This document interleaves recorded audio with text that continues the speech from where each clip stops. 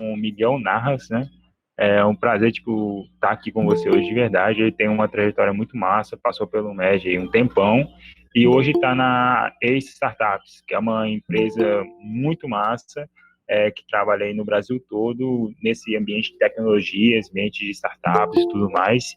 E hoje a gente vai bater um papo que é sobre modelos de negócio, como se reinventar, né, no modelo de negócio. Se quiser se apresentar aí, Miguel, pode. Beleza. Galera, prazer. Acho que hoje a gente tem um papo super interessante. É bom saber que a gente não está tão limitado de tempo assim também. Então, eu preparei uma apresentação um pouco mais rápida, para principalmente a gente conseguir interagir, ouvir perguntas de vocês, dúvidas e tudo mais. Eu vou compartilhar aqui minha tela para eu partir para a apresentação. E aí?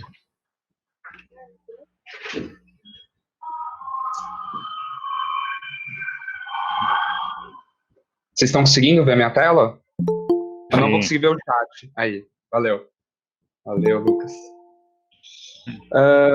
Gente, então vamos lá, né? Hoje acho que a gente tem uma temática aí para a gente discutir um pouquinho sobre modelo de negócios, tá? Tem várias abordagens que dá para a gente ter em relação a essa temática. Acho que é algo super pertinente pro momento que a gente está vivendo no mundo hoje. A gente tem que repensar algumas coisas, mas não só para o momento atual, para a era que a gente vive, para os anos que a gente vive, em que as mudanças são todas muito, muito rápidas e a gente precisa saber se adaptar.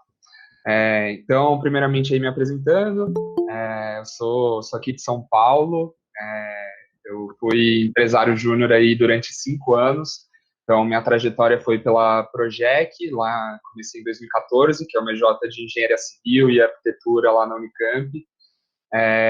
Depois eu fui do núcleo Unicamp, atuei principalmente em desenvolvimento, mas também atuei um pouco em expansão e na parte administrativa do núcleo, e um pouco formação empreendedora. E na FEGESP também fui 2 anos, em 2017 eu era coordenador de aceleração dentro da área de expansão, e em 2018 aí eu fui diretor de desenvolvimento em São Paulo. E daí eu tive, acho que uma das coisas super bacanas, assim, de estar na federação é você ter contato com o Brasil todo. Então, pude interagir aí um pouco com a Catarina, que era a DDE aí da época, não sei se alguém lembra, se alguém teve contato. Opa.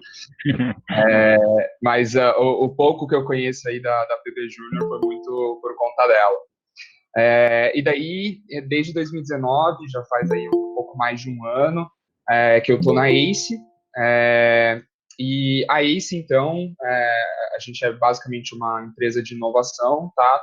Que a gente tem duas principais frentes. A gente tem uma frente de startups, que a gente, de fato, investe e apoia empreendedores em estágios mais iniciais, ou seja, conseguir validar um problema, conseguir encontrar uma dor e criar um produto, criar um modelo de negócios para depois escalar esse modelo.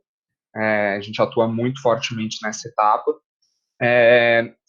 A nossa outra ponta é de apoio para grandes corporações, para elas também inovarem usando os métodos, conceitos e as mesmos mindsets que as startups utilizam. Então, a gente tem basicamente essas duas frentes hoje, tá?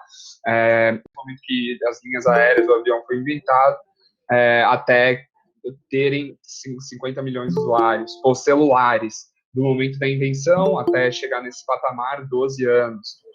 YouTube, 4, Twitter, 2, e a gente vê um Pokémon GO alcançando isso em 19 dias, assim, né? Então, quando a gente fala, e aposto que vocês já ouviram falar sobre essa era, né, digital, esse momento de informação, essa era da informação que a gente vive, e esse mundo exponencial, é um pouco disso que a gente está falando, né? O mundo é muito mais dinâmico, é muito mais rápido, muito mais imprevisível do que a gente tinha há um tempo atrás. Isso se reflete muito nos negócios, né? Então, existe aí esse dado com base no histórico, de que até 2027, 75% das empresas listadas aí nesse top 500 empresas do mundo vão desaparecer, assim, né? Então, enfim, aposto que vocês já viram alguma coisa, né, de outras tendências e outros fatos, como, há 20 anos atrás, as empresas mais valiosas tinham muito a ver com petróleo, com o setor automobilístico, e hoje a gente olha as empresas mais valiosas do mundo, a maioria delas é de tecnologia, né? A gente está falando ali de Google, Amazon, Apple, enfim. Então, existe uma perspectiva muito forte de mudança de negócios, mudança de paradigmas, a partir do que é valor e do que acontece de fato no ecossistema, né, e no mercado. E até um outro ponto que eu queria trazer ainda nessa introdução, fazendo um link para o momento que a gente vive hoje, é que nos momentos de crise, normalmente surgem grandes negócios, assim, né? Então, uma crise muito emblemática que a gente viveu foi nos anos 2000 ali, né, que foi a bolha da internet, e muita gente quebrou, muita coisa aconteceu ali naquela época, foi um momento de crise, mas foi daquele momento que muitas empresas conseguiram alcançar patamares interessantes, né? A partir daquele momento, nos anos seguintes, conseguiram prosperar bastante, como o próprio Google, Yahoo, enfim. Então, muita gente surgiu daquela época, assim, ou não necessariamente surgiu, mas conseguiu prosperar muito a partir daquela crise, né? Ou quando a gente olha para a crise de 2008, né, que daí muita gente aqui já lembra um pouco mais, a gente vê vários negócios surgindo ali em 2008, 2009, que hoje são super relevantes, como a própria Uber e Airbnb, assim, né?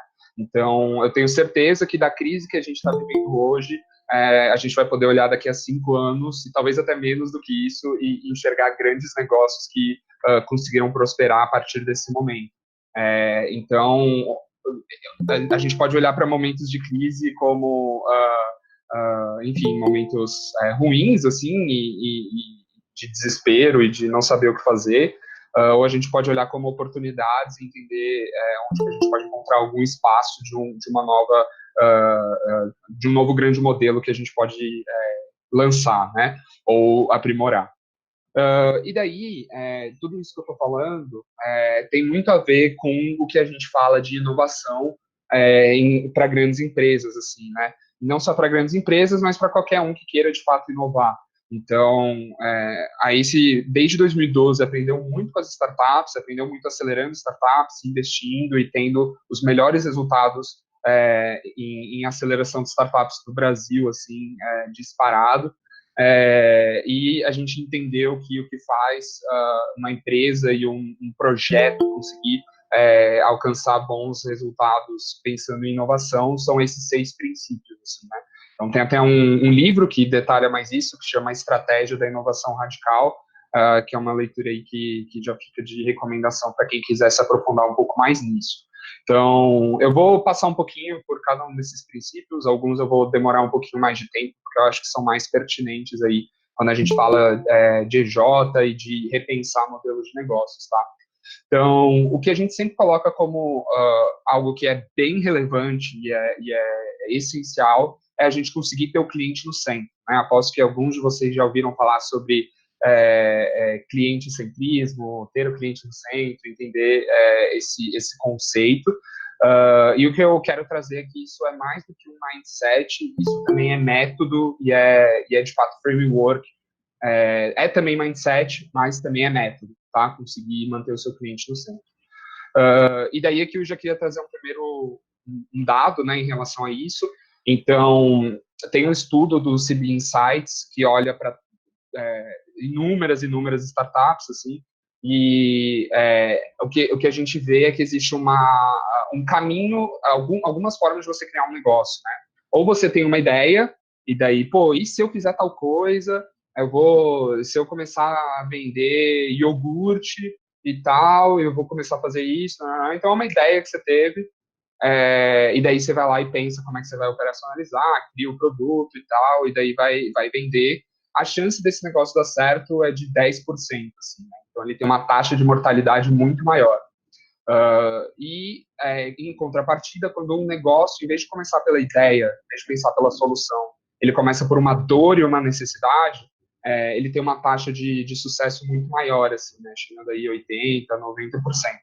Então, algo que a gente fala muito quando a gente está falando de ter o cliente no centro é você se apaixonar pelo problema do cliente e não pela sua solução.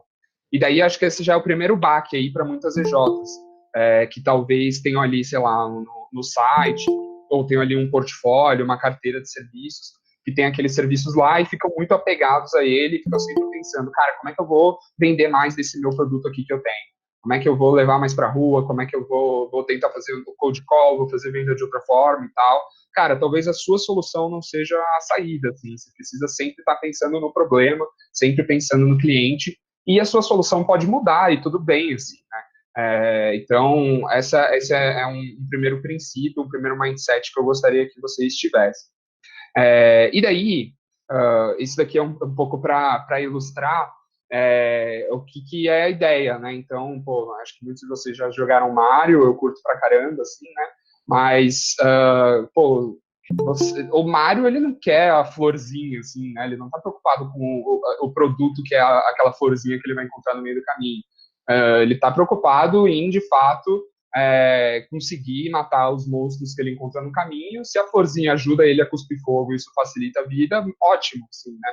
Então, não sejam centrados no produto, assim, né? Não criem um negócio de vocês, ou não fiquem sempre dentro da EJ pensando no produto que vocês têm. Tentem olhar muito mais que o seu produto impacta, ou o que o seu cliente precisa ter e fazer para, de fato, você desenhar um produto e desenhar um modelo de negócios em cima disso, tá? Então, cara, tanto faz, poderia ser uma flor, um espinafre, um brócolis, o que importa é que, no fim, o seu cliente vai estar cuspindo fogo, assim, vai estar conseguindo fazer coisas incríveis. Então, aqui eu queria trazer um conceito para vocês, que é o job to be done, né? Existe até um livro que também aprofunda mais esse conceito. Eu acho que não tem em português, eu acho que só tem em inglês dele, tá? Mas ele chama Jobs to be done. E daí, qual que é a ideia, né? Então, voltando, por exemplo, do Mario, no fim, o que o Mario quer é conseguir avançar a fase, é conseguir matar ali todos os monstros que ele encontra pelo caminho, né? Então, o job dele é chegar o mais rápido ao fim dessa corrida, sem morrer, sem ser atacado ali por nenhum monstrinho, né? Então, esse é o job que ele quer cumprir. Você poderia fazer vários produtos para ele, né? Para conseguir cumprir esse mesmo job. Vou dar um outro exemplo aqui que é um pouco mais prático, né? Então, não sei aí quem mora sozinho, ou enfim, quem já teve que lidar com algumas coisas de casa. Quando você quer pendurar um quadro, né? Você quer deixar a sua casa mais bonita, ou quer colocar um espelho no seu banheiro para você se ver e não sair com a cara toda amassada de manhã para a EJ ou para a faculdade. Você tem aí uma questão que é pendurar alguma coisa na parede, né? Você tem um job a ser cumprido. Pensando nesse job, cara, tem várias soluções diferentes que você pode utilizar, né? Então, seja uma furadeira, você vai ali, coloca na tomada, fura, coloca uma bucha e tudo mais, você consegue pendurar esse quadro ou esse espelho. Outra forma, enfim, se principalmente o quadro for mais leve ou o espelho também mais leve, você consegue fazer isso com um prego, um martelo, não precisa de uma furadeira, né? Em alguns casos, talvez é até mais prático. Então, depende. Aqui já tem uma variável, que é se é mais pesado ou se é mais leve, ou como que é a sua parede também, enfim. Ou dá para você comprar ali uma fita da 3M, que também vai fixar o que você precisa ali na parede também. Ou você pode chamar um doutor resolve, enfim, algum vizinho, alguém que você conheça, namorado que faz isso melhor que você e vai lá e coloca na parede para você, né? Então tem várias formas de você cumprir esse job de pendurar algo na parede. Então é legal vocês terem esse mindset, cara, qual que é o job do meu cliente? Então se eu estou focando em se a minha EJ historicamente sempre teve mais clientes e mais faturamento proveniente de, sei lá, MPS,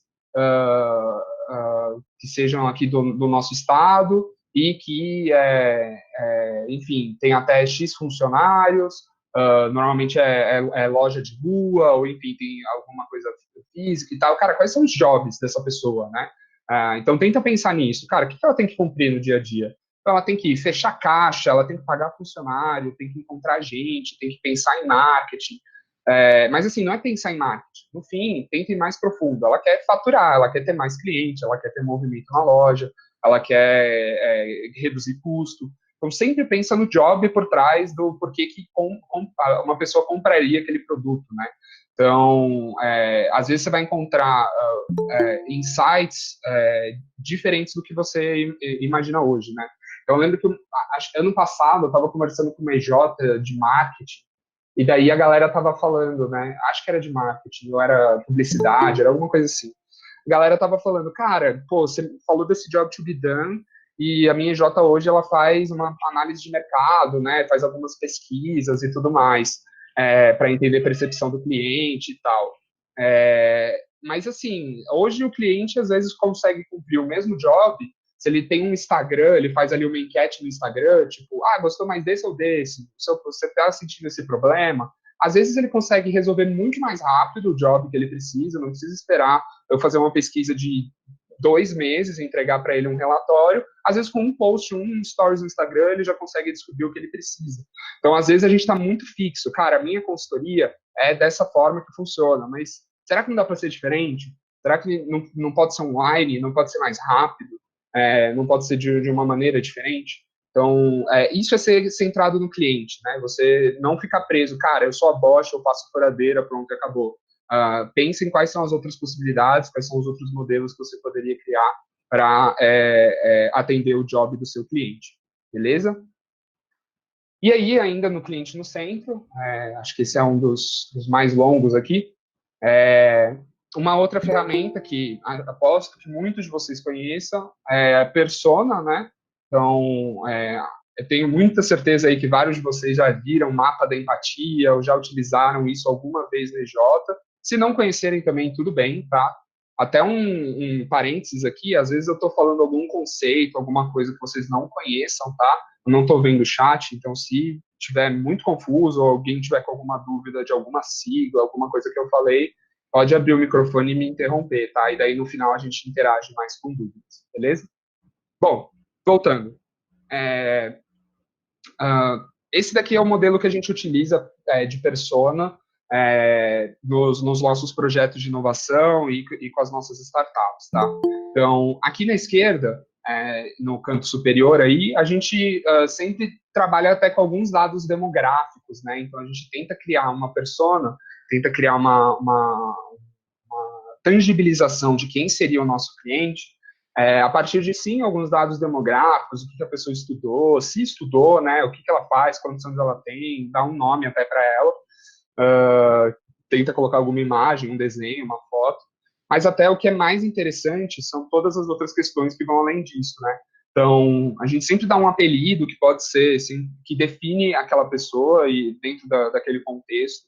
Então, sei lá, se eu fosse desenhar a persona hoje, pensando no que a gente está vivendo, com certeza a gente teria a persona de um ansioso, então talvez seja alguém que fica, cara, e aí, o comércio vai voltar, eu vou abrir a minha lojinha de novo ou não, isso vai rolar quando, e essa quarentena, e a política, e meu Deus, meu caixa está acabando, então pode ser aí o ansioso, o preocupado, até mesmo o desesperado, ou a desesperada, enfim.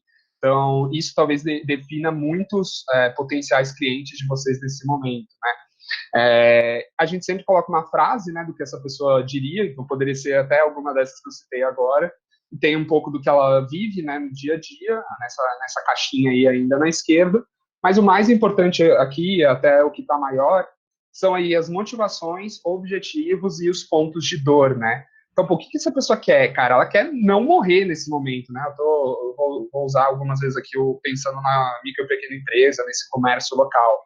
Ele está pensando em não morrer, ele está algo que é uma dor que ele está sentindo agora e tem que pagar folha de pagamento, né, da galera. Ele está tendo que despedir vários funcionários que para ele eram relevantes. Enfim, então tem várias questões aqui que são interessantes, né, de você pensar. E pode ter várias possibilidades, tá? Aqui o que eu estou colocando são hipóteses. E é normalmente assim que a gente trabalha, né, nessa maneira lean. Você criar uma hipótese, tentar validar ela com o mercado, ver se tem aderência, se faz sentido ou não, e daí ir reformulando e ir aprimorando. Né?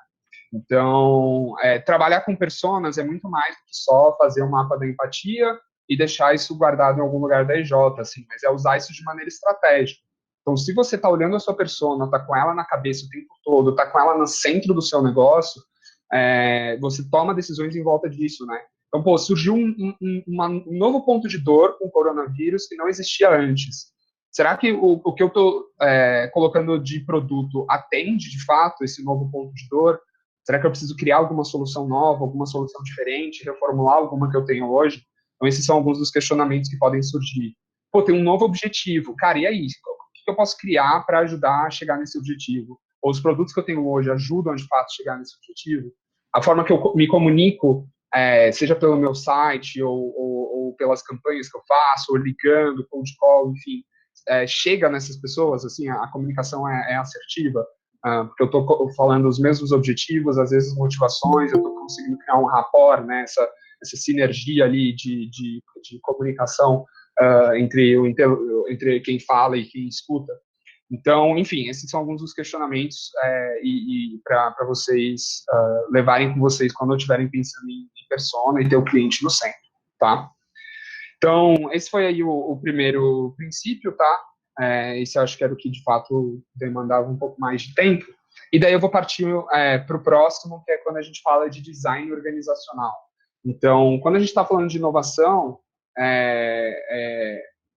não adianta só você estar centrado no seu cliente, você precisa ter uma estrutura, você precisa ter uma organização que favoreça a construção de novos modelos de negócio ou novas formas de criar produtos e tudo mais, né?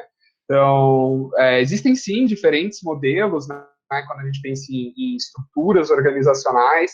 Essas são algumas imagens que talvez alguns de vocês conheçam, né? Aqui na direita é um pouco do modelo Spotify, pelo menos o modelo que era em 2012, né? Já dizem que muita coisa de lá para cá já mudou. E daí aqui na esquerda já tem alguns outros modelos, é até meio lúdico assim, né? Mas acaba sendo um pouco verdade de como algumas organizações se posicionam assim, né? E se organizam. Mas isso é o de menos, assim, é importante, é relevante, mas não é só isso que a gente está falando quando a gente trata de design organizacional. Então, quando a gente fala de design organizacional, normalmente são 4 pilares, assim, né? A gente está falando de pessoas, estruturas, processos e modelo de liderança. O que a gente enxerga em empresas tradicionais são esses aspectos, assim, né? A gente vê que as estruturas são muito departamentalizadas, os organogramas são muito fixos, existe rigidez de processos, o que acaba sendo positivo, porque gera eficiência e consistência. Então, sim, existem muitas operações, cara, você está falando de operação de fábrica, né, enfim, ou de um setor financeiro de uma grande empresa. Cara, precisa ser rígido nos processos, ser o mais eficiente possível e entregar o que precisa ser entregue. Não estou falando que está errado, né, mas é uma estrutura que desfavorece a inovações serem feitas e novos modelos serem criados, tá? Então, ao mesmo tempo, a gente está falando de hierarquia, um modelo de liderança bem mais top-down, com muitos níveis, normalmente, um olhar muito forte de supervisão, enfim. Então, esse acaba sendo um pouco da foto que a gente tem, assim, de empresas tradicionais, enquanto em estruturas de inovação, a gente pensa em times menores, um pouco mais enxutos e com maior fluidez. Então, se uma pessoa tiver que mudar de papel ao longo do caminho, tiver que mudar de time, tudo bem. Então, pô, se nesse momento que a IJ de vocês está vivendo, precisa ter mais gente conversando com o cliente para tentar criar um novo produto, tudo bem, assim, tira o seu cara ali de financeiro, o seu cara do RH, ou enfim, alguém que não esteja focado nisso hoje, e normalmente está em outra função, talvez esse seja o foco da IJ no momento. Então, permita-se ter estruturas mais fluidas, assim, né? Ao mesmo tempo, a gente fala de processos mais de experimentação e incerteza, né? Então, cara, normalmente, quando a gente está falando de uma estrutura de inovação, a gente está criando algo novo, a gente não sabe ainda qual que é o output, né? Muito diferente de uma fábrica, que entra algumas peças ali e a gente vai ter um carro no fim da linha, né? Aqui a gente não sabe o que é, se vai ser um produto que vai ser uma trilha online que a gente vai fazer junto com os clientes, se vai ser um produto que é uma consultoria rápida que a gente vai fazer para eles, no mesmo dia ele paga por hora, se vai ser o que quer que seja, assim, né? Então, esse é um pouco do deparo, assim, que a gente vê, mas, de novo, acho que tem um ponto aqui, e principalmente a galera da engenharia acaba sofrendo um pouco, que é pensar que estrutura e design organizacional tem o certo e o errado, né? E, na verdade, é muito mais humano e é muito mais fluido do que isso. Então, até voltando para esse slide, a gente vê empresas de grande sucesso que se organizam de maneiras diferentes, assim, né? Então, às vezes no Médio eu vejo muita modinha, assim, né? Então, lá em 2014 era tudo departamento, assim, era muito fechadinho. Depois, pelo menos no Médio Paulista, tá? Não sei como é aí na PB, mas era tudo departamento, depois virou tudo, cara, todo mundo vende, todo mundo executa, e é tudo meio bagunça.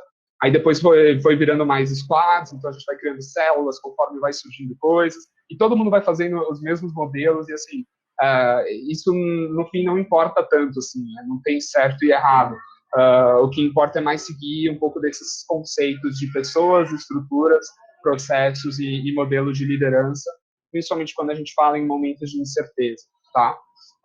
Então, esse é um pouco do que eu queria passar em design organizacional para vocês. Partindo para a gestão ágil, isso daqui é bastante conectado com design organizacional, tá? Então, aqui, cara, é muito simples. Quando a gente olha nesse eixo, né, de previsibilidade, a gente tem aqui na esquerda momentos e situações em que a gente está lidando com coisas mais imprevisíveis. Então, por exemplo, o momento que a gente vive hoje, sei lá, às vezes a IJ de vocês tinha feito um planozinho já, o ano todo, de a gente vai vender tanto por mês, porque a gente já sabe os produtos que a gente vende, quem são os nossos clientes, qual que é a forma mais efetiva de vendas. Talvez também não seja isso, tá? Mas talvez algumas EJs, principalmente de clusters mais altos, tenham uma previsibilidade maior. Pô, e do nada surge esse momento que a gente está vivendo agora e as vendas deram uma parada, a gente não sabe muito bem o que está rolando e a gente precisa se adaptar um pouco mais, né? Então, aqui é mais questões de referências, tá? Quando a gente está falando de momentos mais previsíveis, a gente está pensando mais em gestão, em como otimizar as coisas, como tornar mais rápido e mais eficaz. Então, aqui é esse espectro que a gente está olhando. E tem várias outras referências aqui. Galera de administração normalmente tem bastante bagagem nesse sentido. E, por outro lado, a gente tem momentos, estruturas e situações que a gente precisa ser mais imprevisível, que a gente está lidando com questões mais imprevisíveis, então a gente precisa ter outras referências, assim, né? Então, aqui eu trouxe alguns livros que são meio leitura básica lá na ACE, da galera, todo mundo conhecer, para ter como base mesmo, assim, para o que a gente está vivendo de projetos de inovação, assim, né? Então, ficam aí algumas referências de leitura para vocês. Basicamente, então, o que a gente está falando aqui é que a gente precisa garantir mais flexibilidade na nossa gestão e a gente precisa ter frameworks diferentes do que normalmente a gente tem. Então, algo que, cara, eu pelo menos nunca vi nos meus 5 anos de MEG foi essa referência do Zone Tree, né, que é esse livro laranja. E, pô, esse livro tem uma sacada muito bacana, assim, de como você conduzir o que hoje dá muito certo na sua EJ, então, que ele chama de zona de performance. Então, quais são os seus produtos, quais são os seus canais de venda, né, que já tem uma efetividade muito boa. Então, beleza, toca eles como performance, faz com que eles são mais previsíveis, você sabe o que você está lidando ali naquele caso. Mas, ao mesmo tempo, você precisa ter ali produtos que você coloca na sua zona de incubação, né, que é como eles chamam, que são produtos de inovação que vão se tornar o seu novo core business daqui a alguns anos ou daqui a algum tempo. Então, aqui ele já até separa o que é mais previsível, o que é mais imprevisível e como que você lida com cada uma dessas situações. Então, uma leitura super bacana, o de 0 a 1 também é muito bom, o Scrum e Startup também, tá? Beleza. Um outro que eu queria passar aqui muito rápido é esse de trabalho com parceiros, tá? Então, já trazendo direto para o MEG, né? A gente tem aí essa batalha aí dos mais conectados, então a gente está falando muito de projetos em conjunto, então se apoiem nesse momento, sabe? Acho que tem muita possibilidade de uma EJ que já tem uma capacidade mais de lidar com o digital e já consegue entregar produtos e que está mandando bem nesse sentido, sei lá, uma EJ de publicidade, vamos supor, ou uma EJ de tecnologia, né, de computação, e daí tem, sei lá, uma EJ de contabilidade que está sofrendo mais agora.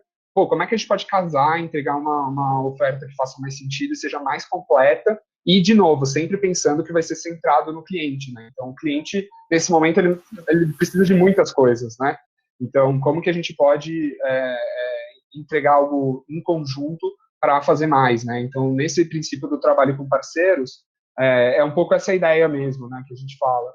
E não se limita só a EJs, assim, né? Cara, será que tem algum negócio que eu possa me conectar, alguma startup que está mandando bem, alguma coisa do setor de saúde que eu possa entrar na onda, criar uma parceria e gerar alguma inovação, algum modelo de negócios? Então, aqui, de novo, tem o cliente no centro e daí pensa, será que se eu criar uma parceria com alguém, esse meu cliente vai se beneficiar? Então, eu vou estar sanando mais dores dele, eu vou estar cumprindo mais jobs to be done que ele possui? É sempre esse o questionamento que vocês têm que fazer, tá? Esse daqui é o que mais me chocou, assim, que é mate o seu próprio negócio. Era algo que antes de eu ler esse livro da Estratégia da Inovação Radical e quando eu estava no processo seletivo da ACE, assim, antes de entrar, eu falava, cara, que porra, né? Como assim, matar o seu próprio negócio? O que isso quer dizer? E, na verdade, é isso mesmo, assim, né? Acho que lá no começo, como eu falei, quando eu trouxe aquele dado, né, das empresas que vão sumir da lista, que hoje estão no top 500 ali da Fortune, é isso mesmo que a gente viu, né? Acho que tem vários casos que são emblemáticos de Blockbuster, Kodak, Nokia e tudo mais, né? Que a gente escuta falar muito de empresas que morreram, né? Por passarem por disrupções no seu mercado. E, na verdade, o que a gente tem como premissa quando a gente fala de inovação é que todo mundo vai sofrer uma disrupção ou já está sofrendo, tá? Então, cara, setor de transporte, mídia, energia, consultoria, tudo está sofrendo alguma disrupção, assim, ou vai sofrer em algum momento. Então, em vez de você ficar passivo e esperar esse momento chegar, para daí você pensar e você só deixar o seu negócio morrer, né, ou você tentar reagir, ou tentar ser defensivo, cara, seja proativo nessa jornada, porque você mesmo não mata o seu próprio negócio, não faz uma disrupção no seu próprio mercado e, além de durar essa própria onda que você está vivendo hoje, você vive a sua próxima onda que vem pela frente, assim, né? Então, eu vou trazer alguns exemplos, vai ficar um pouquinho mais claro, tá? Primeiro, esse conceito, né? Sobre os horizontes de inovação, que eu não sei o quanto isso é familiar para vocês, imagino que não muito, tá? Aqui, o que a gente está falando, né? É um conceito que quem estuda inovação é um dos conceitos mais disseminados, assim, né? O que a gente está falando aqui é que quando você está pensando no seu negócio, nas inovações que você pode gerar, existem algumas categorias, essa é uma forma de categorizar, e na verdade nem a que eu mais gosto, mas é uma bem didática, tá? Que é você definir em horizontes. Então, o horizonte 1 é quando você tenta defender e ampliar o seu core business, o seu negócio atual, né? Então, pô, se eu sou uma EJ que eu faço plano de negócios para pessoas que estão querendo abrir um negócio, faço plano de viabilidade financeira e tudo mais.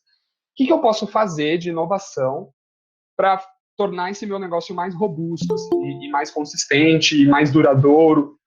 Enfim, eu posso criar uma nova forma de entregar um relatório final que já vai vir com sugestões de onde que ele pode abrir o negócio, o que ele pode fazer, se a viabilidade financeira é negativa, né, o negócio não para de pé, pelo estudo que a Jota fez, já vou dar sugestões de outros negócios que ele pode fazer, ou de outras formas que ele pode alocar o dinheiro. São algumas inovações incrementais, por assim dizer, né, dentro do negócio atual. Quando a gente está falando do Horizonte 2, a gente está falando de algumas coisas que são adjacentes, mas não estão no seu core business atual, né? Então, vamos supor, hoje eu faço alguma consultoria financeira, né, para empresas. Então, eu analiso o fluxo de caixa, vejo algumas possibilidades dele, vejo onde que pode cortar custo e tudo mais. O que não é exatamente isso, mas é adjacente. Eu posso começar a fazer um valuation, né, da empresa. Então, eu faço uma valoração de mercado, quanto que aquela empresa vale. Ou eu posso entregar um software para ela, junto com uma EJ de tecnologia, de computação, que vai facilitar a vida dela na gestão financeira, além de só dar os meus insights ou dar os meus planos. Assim, né? Eu já entrego uma solução um pouco mais clara, e isso até agrega mais valor, eu faturo mais, né? Aumento o meu ticket médio. Então, isso é uma forma que, assim, não é o core atual, mas são coisas adjacentes que dá para você ir conquistando, tá? E daí, quando a gente está falando de Horizonte 3, é justamente esse conceito de matar o próprio negócio, assim, né? Então, é quando você olha mais adiante, assim, o que pode acontecer com esse mercado, o que eu vou criar hoje que vai substituir o meu core business atual por completo, assim, né? E daí, vou para um exemplo aqui da Amazon, tá? Que é esse exemplo do Kindle, né? A Amazon começou como um marketplace, né? Como uma venda, na verdade, um e-commerce, né?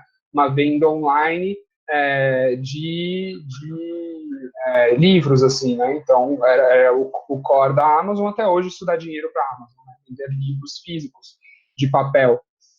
E, pô, isso era uma das...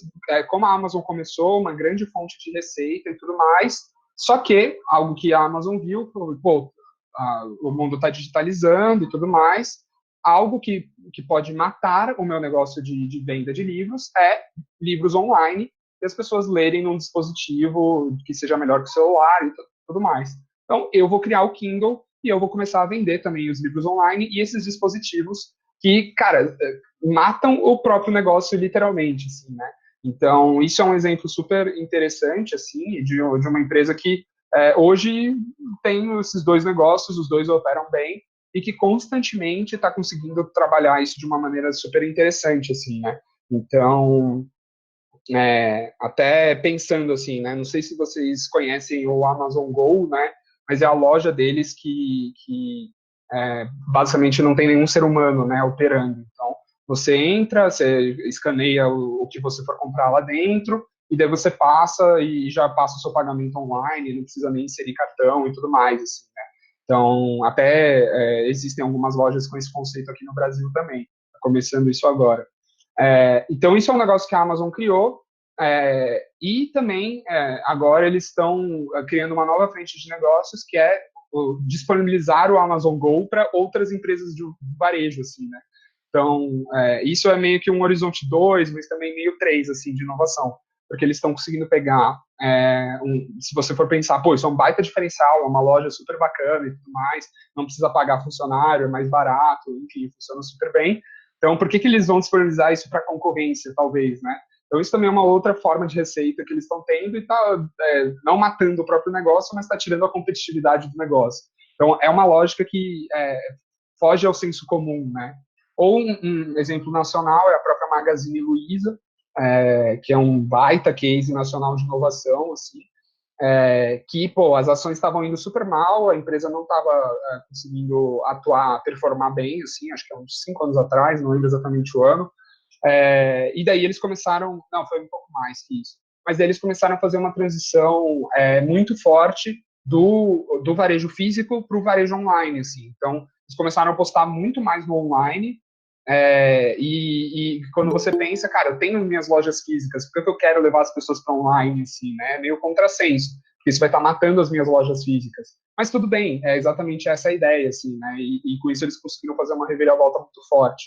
Então, esse é um conceito que às vezes é um pouco mais difícil de absorver, e é muito mais um conceito do que um framework, né?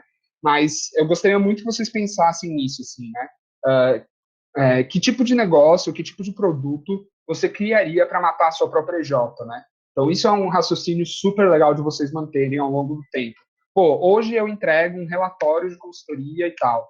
que eu faria para matar esse negócio de uma consultoria estratégica, sei lá, de uma J de administração? Porra, cara, sei lá, eu faria um dia de um workshop que eu iria até o cliente, e daí eu passaria por todos os frameworks, faria todo um processo ali com ele, e daí no fim do dia ele já tem um plano de como ele vai fazer o negócio sair do papel. Cara, beleza, isso talvez mate a consultoria de 3 meses, que tem que ficar lá e tal, e no fim só entrega um relatório. Será que pro job do cara, que é abrir um negócio, será que um dia de workshop, sentar com o cara, ensinar tudo, não gera mais valor, assim, e não mata o próprio negócio? Ou, sei lá, eu sou uma EJ de arquitetura e hoje eu faço lá um projeto, eu faço algumas reuniões, eu mando alguns materiais e tal, para no fim entregar um projeto arquitetônico de uma reforma para o cara, por exemplo. Pô, hoje tem startup que faz isso de uma maneira muito mais rápida, muito mais digital e muito mais fácil, assim, né? Então, sempre tem essa lógica. E isso pode surgir ideias muito bacanas assim para vocês, né? Então, enfim, até gostaria de ouvir aí depois no final algumas opiniões e algumas ideias que possam ter surgido aí de vocês. E até por último, né, para a gente ir encerrando essa parte mais conceitual aqui, depois queria super bater um papo com vocês, tirar dúvidas e tudo mais, é esse de pensamento de investidor, né? Então, quando a gente fala de inovação, a gente não tá falando de, porra, beleza, agora o Miguel falou de como que eu tenho que matar meu próprio negócio, ter o meu cliente no centro, tal, então vou pegar e vou cancelar tudo que eu estou fazendo e vou apostar nessa única ideia aqui, que é a matadora, que é esse workshop aí de um dia para tirar os negócios do papel que o Miguel falou. Cara, não é bem assim, né? Então, quando a gente fala de inovação, a ideia é que funcione mais ou menos com a lógica desse funil, tá? Então, aqui as bolinhas são o número de iniciativas, essas são algumas das etapas que normalmente um projeto de inovação passa, né? Que a gente chama até de stage gates, assim. Então, alguns portões, né, que esse projeto precisa andar e abrir para chegar até uma etapa de escala, e o quanto de recurso você aloca para cada um deles, assim, né? Então, a ideia, isso pensando principalmente em grandes corporações, mas isso funciona para EJs também, não abandone tudo que a sua né, EJ faz, assim, e também não apostem só em uma única ideia, achando que vai ser a inovação que vai mudar tudo. Primeiro que não sejam centrados na ideia, não se apaixonem pela solução, mas se apaixonem pelo problema, e daí, se apaixonando pelo problema, com certeza vai surgir muitas iniciativas diferentes, assim, né, que vocês podem trabalhar. Então, dá para aprofundar bastante nesse assunto, mas essa é a mensagem que eu queria passar. Vejam que, cara, beleza, tem 10 possibilidades de produtos que dá para vocês criarem, vamos experimentar eles, e daí nisso a gente vai ver que 5 são mais promissores, depois a gente tentar colocar landing page no nosso site, começar a vender e começar a ir mais a fundo para o mercado com eles, só com 2, e daí o 1 vai ser, cara, o que vai significar 30% do faturamento da EJ esse ano, assim, né? Ou talvez até mais. Mas não pensem que inovação é um negócio que, assim, de uma hora para outra vai fazer uma baita mudança no ponteiro, assim, e nos resultados da EJ do dia para a noite. Não, é um processo contínuo, assim, né? Então, galera, aqui só fazendo aqui uma etapa de merchan. Então, aqui tem a nossa newsletter e o nosso podcast, para vocês se aprofundarem. A gente fala muito desses assuntos. Toda quinta-feira chega a newsletter no e-mail e o podcast eu escuto pelo Spotify, mas tem nas outras plataformas aí também, toda quinta-feira. E a gente fala muito sobre isso e dá para vocês aprofundarem bastante nos assuntos, tá? E daí o que eu queria passar de mensagem cara, conseguir inovar o seu modelo de negócio é mindset, mas é método também, e é um processo contínuo, assim. Então, tenham essa cultura de experimentação também, porque não é algo tão simples, de, porra, vamos mudar a estrutura organizacional da minha J, vou começar a usar Kanban e o Scrum, e tá salvo, assim, né, e acabou. Cara, não é bem assim, tá? Isso é uma etapa do processo, mas tem muito mais do que isso, beleza? E é isso minha apresentação, acho que deu aí uns 40 minutos, e quero interagir aí com vocês. Então, vou até voltar aqui para eu ver a cara de vocês enquanto interagimos. Massa. Muito show, Miguel, de verdade. Muito obrigado aí por estar compartilhando todo esse conhecimento que tu teve aí. E tu falando aí, eu fui lembrando muitas das coisas que eu vivia no passado, assim, dentro do movimento de empresas juniores, quando eu fazia parte de uma EJ de gestão, de administração. E a conclusão, assim, que eu tiro muito é que as EJs, as empresas em geral, têm que ser muito orgânicas, muito fluidas mesmo, para estar ali sempre se adaptando ao que o mercado está pedindo. E uma coisa que eu estava até me questionando era assim, qual de fato é o primeiro passo para a gente começar a ter essa mudança assim? Porque você pode talvez olhar assim para a parte da cultura, será para criar um ambiente, principalmente no ambiente de EJ, onde as pessoas podem errar mais ou estarem mais aptas a isso, ou talvez olhar para o lado comercial mesmo, para a galera ter mais empatia lá. Sim, qual seria talvez o primeiro passo na tua experiência? Já passou pelo MEG que tu começaria? Pô, massa, ótima pergunta, assim. Eu acho que não tem fórmula mágica, mas se eu fosse voltar para minha EJ hoje, eu provavelmente começaria pela cultura, tá? Então, quando existem aí alguns mitos no mercado, né, de culturas e de como algumas dessas coisas operam, como, não sei se vocês já ouviram aquele mito que é um meio mito, mas no começo era verdade, hoje já não é tanto assim, da Amazon, que o pessoal, quando ia fazer reunião lá na Amazon, sempre deixava uma cadeira da sala vazia, né? E tinha lá, sei lá, 10 lugares, 9 pessoas para sempre ter uma cadeira vazia. E qual que era a lógica, né? Para a galera sempre pensar que aquela cadeira vazia era como se um cliente tivesse sentado ali na sala. O que isso significa, né? Pô, a decisão que a gente está tomando agora, a discussão que a gente está tendo, o que a gente está fazendo agora, como seria a reação do nosso cliente se ele estivesse aqui na sala, né? A gente está levando ele em consideração, está fazendo sentido e tudo mais. Então, esse tipo de coisa é algo que é forte, que impacta, e é o que eu acho que faz diferença. Assim. Você até falou, né? Pô, já coloca o time comercial para pensar um pouco nisso, para operar e tal. Se o time comercial não tiver com o mindset correto, também não vai dar certo, assim, né? Então, eu começaria de fato pela cultura, ou criando alguma forma, e já alguns elementos culturais, assim, né, de como ter o cliente no centro. Porque dos 6 princípios, esse é o mais inicial e mais essencial, tá? O restante é meio que consequência e se o cliente não estiver no centro, não dá resultado, tá? E daí, para isso, eu criaria também um processo que está atrelado à cultura, mas já seria um processo de manter sempre o cliente próximo. O que isso significa? Isso pode significar, de fato, eu ir rodando algumas entrevistas com os meus clientes ao longo do tempo, não só os clientes atuais, mas os clientes potenciais, para entender, cara, e aí, como é que estão as coisas, o que você está passando, tal, quais são as maiores dificuldades, então esse tipo de conversa, de fato ter uma escutativa e entender bem a fundo o cliente, eu acho que é um papel de todo mundo, tá? É papel de presidente de EJ, diretor de qualquer área que seja, além do comercial, se a galera que está fazendo o projeto está lá no back-office, ou enfim, também não tem essa visão do cliente, não vai estar entregando algo que realmente agregue, tá, e faça diferença. Então, eu acho que essas são as primeiras etapas, tá? De ir criando essa rotina e aprender muito com os clientes atuais. Pô, o que dá mais certo, o que dá menos certo, o que faz sentido, o que não faz, o que a gente poderia fazer de diferente, né?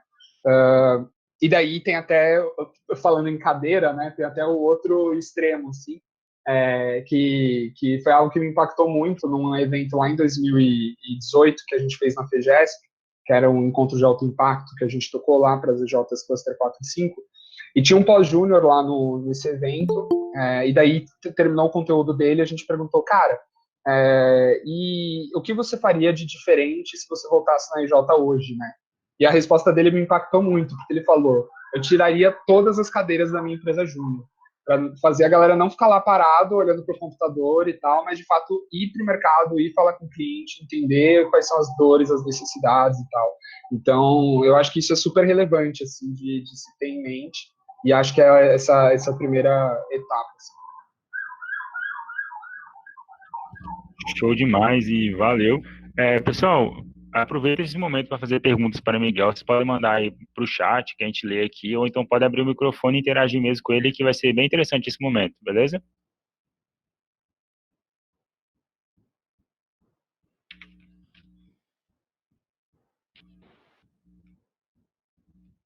Enquanto vocês pensam em uma pergunta, certo? Eu vou trocando aqui ideia com o Miguel. É, eu vejo muito quando a gente está falando assim do ambiente assim de modelo de negócio, de reformular modelo de negócio. Por exemplo, ano passado chegou um momento onde na minha J que eu estava no passado a gente tinha que bater uma meta de 60 mil em, sei lá, em 25 dias mais ou menos. Eu pego, a primeira coisa que a gente fala, não, vou criar alguma coisa aqui agora, vou tentar inovar, que não sei o que lá. Só que muita, é igual você falou, sabe, que eu tô até lembrando, muitas das inovações não são. Então, acabou que de tudo que a gente tinha pensado, de criar uma análise de mercado que fosse totalmente diferente, fosse muito mais rápida, nunca saiu do papel, sabe? Então, tudo isso que eu vivenciei, você foi falando, eu fui relembrando aqui, e realmente é bem interessante. Alguém mandou alguma pergunta? Deixa eu ver. Eu... Eu acho que até entrando nesse ponto, assim, quando a gente fala de inovação de modelo de negócios, tem até um livro que é bacana também, que é o Navegador de Modelo de Negócios, né, o Business Model Navigator. Não sei se alguém já leu também, mas é um livro bacana para entender as possibilidades do que dá para você fazer. Então, ele explora ali 55 modelos de negócios mais comuns do mundo, sejam, enfim, modelos de assinatura, modelos de marketplace, tem vários outros lá também, de plataforma e tal. E daí, algo que é bem bacana de você pensar é que inovar modelo de negócio ou mudar o seu modelo de negócio pode ser, de fato, mudar o seu produto, então, o que você está oferecendo, né, o que você está entregando, pode ser mudar para quem você está fazendo isso. Então, hoje eu, sei lá, faço consultoria para quem está abrindo um negócio. Eu posso fazer consultoria para grandes empresas, ou posso fazer consultoria para empresas médias, ou enfim, o que quer que seja. Então, para quem? Aí tem muito do como, assim, né? Que isso pode significar tanto canal. Então, hoje eu vendo por meio de cold call, um canal novo que eu vou fazer enfim, eu vou fazer e-mail marketing, ou inbound, ou vou colocar letreiro na minha cidade, ou vou prospectar a galera pelo LinkedIn e tal. Então, tem o como envolve um pouco de canal e envolve também o como você entrega, né? Então, sei lá, hoje você faz um relatório como entrega final, mas pode ser um workshop e o conteúdo pode ser meio parecido, né? Então, enfim, tem esse olhar também. Enfim, às vezes, o que pode mudar muito também é a forma como você monetiza. Então, hoje eu cobro por entrega. A minha monetização é hora homem, né? Por assim dizer. Então, eu vou entregar um relatório que eu demoro 3 semanas para fazer, eu vou estar envolvendo 3 consultores ali da minha EJ, então eu vou cobrar tanto por isso, né? Ou dá para você cobrar de outra forma, né? Eu vou, cara, se, sei lá, é uma consultoria estratégica, em vez de você fazer um relatório só, entrega e cobra 10 mil reais por esse relatório, se for um ticket bacana, é, em vez disso, dá para ser, pô, todo mês eu vou te mandar um e-mail de tendências de mercado e de como isso impacta o seu negócio, e eu vou te cobrar 100 reais por mês por isso. Então, é uma outra forma de você olhar, né? Um formato de assinatura, um formato de receita recorrente também, né? Então, enfim, quando a gente fala de modelos de negócios, tem todas essas possibilidades que dá para você trabalhar, assim, né? Não é só, vou parar de vender pastel e vou vender pamonha. Não é só isso, né? Então, enfim, acho que é um pouco disso que eu queria ilustrar também quando a gente fala de modelo de negócio. Massa, a gente tem uma pergunta aí do pessoal da Voltec, que é uma EJ de engenharia elétrica, né? Como atrair a atenção dos clientes para produtos novos ou inovações quando estamos em um ambiente instável que estimula a permanência no mais estável e até então confiável? Tá. Bom, acho que assim, tem algumas camadas nessa pergunta, tá? Primeira, se o mercado não está demandando produtos novos ou inovações, não precisa fazer engolir goela abaixo, assim, né? Então, esse é o primeiro ponto, cliente no centro. Entenda o que o seu cliente está precisando, tá? O que eu imagino que muitos de vocês estão passando. Tava ali vendendo e tal, tava ali com as minhas... E se não for isso, também tudo bem, vocês falam, tá? Mas estava ali vendendo os meus produtos e tal, e agora muita gente ou tá segurando, ou tá enrolando mais, ou tá falando, vamos fechar mais para frente e tal, né? O Lucas, pelo menos, balançou a cabeça. Então, pelo menos alguém tá sentindo isso. Beleza. Então, pensando nisso, pensando que o mercado deu uma segurada e não tá sentindo, não tá vendo tanto valor, porque assim, se fosse algo que fosse resolver o problema dele agora, ele compraria, certo? Como não é isso que ele está vendo que vai resolver o problema que ele sente hoje, ele está falando, beleza, é um nice to have, é algo que é legal ter, mas não é algo que eu preciso ter agora, então vou deixar mais para frente, né? Tem até algo que a gente fala, fazendo um parênteses aqui, quando a gente está instruindo startups ali num processo de validação de negócios.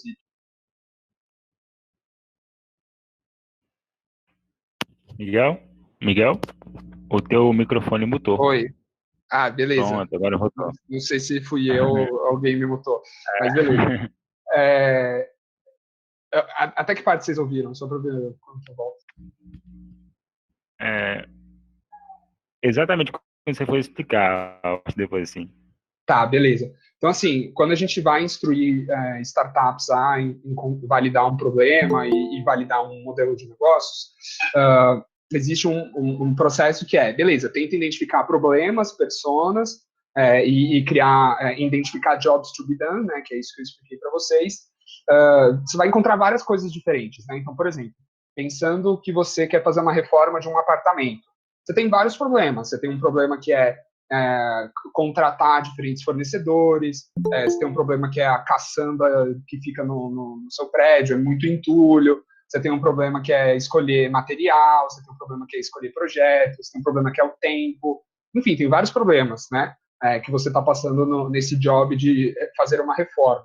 Então, tenta encontrar um problema que é, assim, o cara, ele precisa resolver esse problema agora, assim, né, então, a gente usa a ilustração do cabelo pegando fogo. E, cara, o cabelo dele tá pegando fogo, assim. Se você tá vendendo um balde de água, ele vai comprar o balde de água. Se o cabelo dele tá pegando fogo e você tá vendendo outra coisa, assim, banana, cara, ele não vai comprar banana. Ele pode até estar com fome, mas não é o problema dele agora. O problema dele é que o cabelo dele tá pegando fogo. Então, talvez os produtos que vocês oferecem, resolve muitos problemas, né? Tanto que as pessoas compravam e ainda compram. Mas nesse momento, talvez a galera não esteja comprando, ou esteja comprando menos, ou enfim. Tem gente que deve estar bem também, está vendendo, espero eu. Mas tem gente que talvez esteja sofrendo um pouco. Então, é porque nesse momento, o que você está oferecendo não é o mais interessante para ele. Então, quando você percebe isso, é o momento de você pensar, cara, beleza, então eu preciso oferecer ou outra coisa, ou de uma maneira diferente, ou oferecer a mesma coisa que eu faço para outra pessoa, né? Então, que vai ter o problema que realmente eu resolvo, né? Então, esse é um mindset que vale a pena ter, tá? Então, não é criar inovação, novos produtos apenas por criar. Quando eu falo desse conceito de matar o próprio negócio, não é tipo, olha como a Amazon é bacana e foi lá e criou o Kindle e show de bola. Não, ela está antecipando uma tendência. Existe essa tendência de que as pessoas vão reduzir ou vão parar, não necessariamente todo mundo, mas uma parte do mercado vai parar de ler livros de papel ou vai ler menos. Então, cara, isso pode ter um efeito no nosso negócio. Que tal a gente ser a pessoa que vai criar essa inovação? E foi algo que teve aderência, né? Mas até se a gente for olhar o Google, né? O Google tem um monte de produto que não deu certo, assim, né? Então, cara, sei lá, há 2, 3 anos atrás, a gente estava ouvindo muito falar do óculos do Google, né? E estava mó hype, um monte de gente falando disso e tal. E, cara, não vingou, ninguém tá andando com óculos do Google 2, 3 anos depois disso, né? Não é um produto que está aí no mercado. Então, enfim, por vários motivos, né? Mas, de novo, não é criar inovação por criar, mas é tendo o cliente no centro, entendendo qual é a dor dele, aí você cria, tá? Acho que esse é um primeiro ponto. Aí uma outra camada pensando que é um produto que realmente atende o problema do seu cliente e tal, Aí tem uma questão mais de discurso de como você trabalha nisso, né? Então, cara, você realmente tem uma solução que hoje resolve o problema que ele tem, né? Que é problema de caixa, problema de funcionário, problema de que as operações estão paradas e tal. Você tem um produto que resolve isso, vamos supor, o pessoal da Voltec, mas o pessoal não está comprando. Bom, tem algumas possibilidades. Possibilidade um, você não está sabendo vender isso. Então, uh, isso pode ser uma questão. Você não está sabendo passar a proposta de valor, você não está conseguindo transmitir isso de uma maneira que chame a atenção do seu público-alvo, né, e da sua persona. Ou, enfim, de fato, a sua solução não faz sentido, que é essa hipótese anterior que a gente já falou, ou a pessoa realmente não tem condições de pagar isso hoje. Pode ser realmente uma solução que faça sentido, que ele queira comprar, mas ele não consegue pagar e tudo mais. Então, pense em como você pode flexibilizar isso e trabalhar de uma maneira diferente, tá? Mas eu não olharia com esse viés que você trouxe de enfim, quando estamos em um ambiente estável, que estimula a permanência, ao mais estável e até então confiável. Eu acho que as pessoas não necessariamente são tão assim, ou nesse momento que a gente está vivendo, ou em qualquer outro, assim. O brasileiro, ele é super adepto à tecnologia, no geral, a galera gosta muito de coisas novas, e de qualquer forma, quando a gente fala de lançar um novo produto, uma inovação, normalmente tem uma curva de adesão, assim, né? Que a gente passa para produtos digitais, principalmente, isso ocorre muito. Que existem ali os early adopters, né, que a gente chama, que são os primeiros clientes, que normalmente gostam da ideia, porra, que bacana, isso é interessante e tal, quero usar. Depois vão vindo outras pessoas, até que você chega até... Por exemplo, eu lembro da minha mãe, cara, quando começou o smartphone com touch, ela não queria usar o celular touch, assim, ela falou, cara, não consigo, não me adapto e tal. Mas hoje ela usa e é isso, ela veio depois. Pessoas mais jovens começaram a usar antes. Então, enfim, existe muitas camadas aí nessa sua pergunta. Se quiser perguntar mais, fica à vontade. Israel se identificou também, minha mãe todinha. Beleza. Tem uma pergunta aqui da Heloísa. Valeu, Poltec. Ótimo. O que anda acontecendo muito nas reuniões que eu participo é que o cliente reconhece que a solução que vendemos é o que ele precisa, mas não tem como investir por falta de dinheiro ou por insegurança por conta da crise. Alguma saída para esse cenário? Bom, então, é esse ponto que eu tangenciei, né, agora na minha fala. Talvez, beleza, você esteja com o cliente certo, com o produto certo, entendendo muito bem o problema e sabendo comunicar, mas existe uma questão aí financeira, existe algum tipo de barreira, tá? Para o momento que a gente está vivendo hoje, se vocês estão pensando, por exemplo, em MPE ou alguns tipos de pessoa física, pode ser muito real, cara. A pessoa está contendo todos os custos possíveis. Imagina investir mais, né? Que loucura. Então, muita gente realmente não vai estar querendo comprar agora. Existem algumas saídas, tá? Uma, flexibilizar pagamento, que é uma possibilidade. Então, seja colocando parcelas de pagamento mais para frente, quando a crise estiver mais tranquila, e tudo mais. Isso é uma solução que pode resolver já alguns casos. Outra forma, ainda pensando em pagamento, não ficar preso ao modelo de entrega-receita, mas pensar num modelo de sucesso, então ter um success fee em cima do projeto. Para alguns tipos de casos isso vai fazer sentido, né? Então, vou aqui fazer uma consultoria para você e tal, e daí, vamos supor, né? Eu sou hoje uma pequena padaria que hoje só atendo fisicamente. Se vocês forem uma IJ que forem apoiar essa padaria a fazer entregas online, por exemplo, vocês podem criar uma forma de ganhar, sei lá, 5% do faturamento dele nos próximos 3 meses a partir das entregas online. Isso pode ser uma possibilidade de monetização diferente do que só vou te entregar um relatório, não sei o quê e tudo mais, tá? Ou você paga X pelo projeto. Então, existem essas possibilidades de pagamento, assim, que dá para tentar flexibilizar, e eu acho que pode ser uma alternativa. Ou, se isso não funcionar ou não se aplicar no caso, enfim, não tenta insistir aonde o dinheiro não está fluindo, assim. Então, tenta pensar em atacar outros públicos, outros tipos de pessoas e tal. outros tipos de empresa, enfim. O que eu ia falar também é que dá para pensar em algumas coisas até mais distantes, um pouco mais fora da caixinha, né? Então, a galera da FEGESP tava falando comigo esses dias que eles estavam pensando em criar tipo um crowdfunding de pós-juniores que queiram financiar projetos de EJs para MPS nesse momento. Assim. Então, tentar capturar, sei lá, qual que era a meta que eles queriam, assim, mas algumas centenas de mil reais aí, vamos supor, sei lá, 50 mil reais que seja. E daí isso bancar tantos projetos para a MPS, a MPE não paga nada, mas a startup, a EJ fatura ali com o projeto que ela está fazendo. Então, assim, isso é um tipo de saída que pode vingar, pode não, mas é uma possibilidade que vale a pena vocês também pensarem, tá?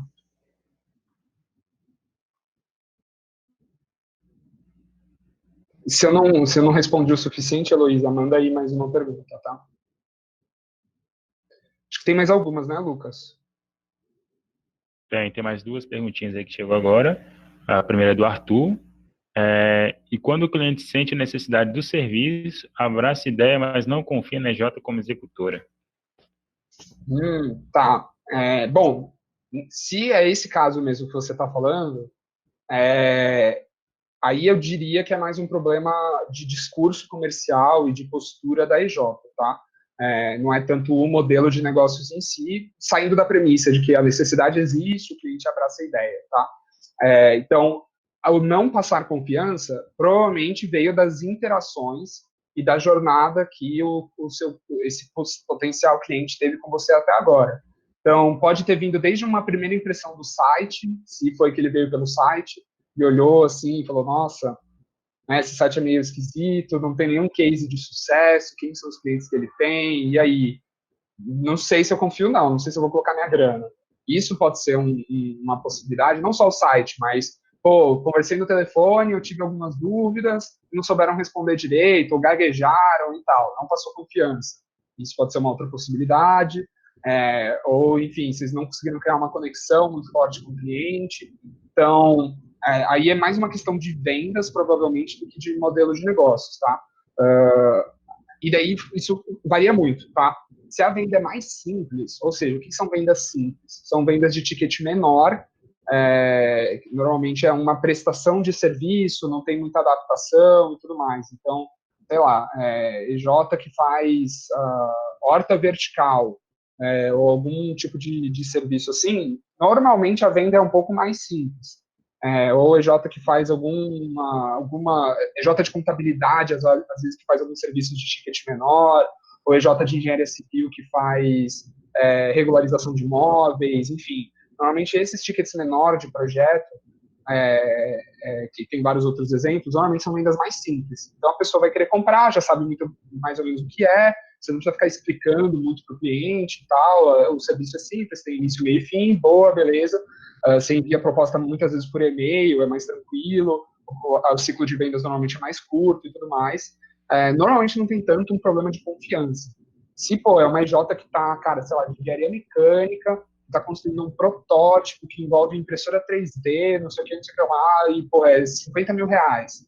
E isso é uma venda mais complexa, né, que a gente chama. Então, você precisa adaptar escopo, sentar com o cliente, fazer algumas reuniões, mostrar case e tudo mais.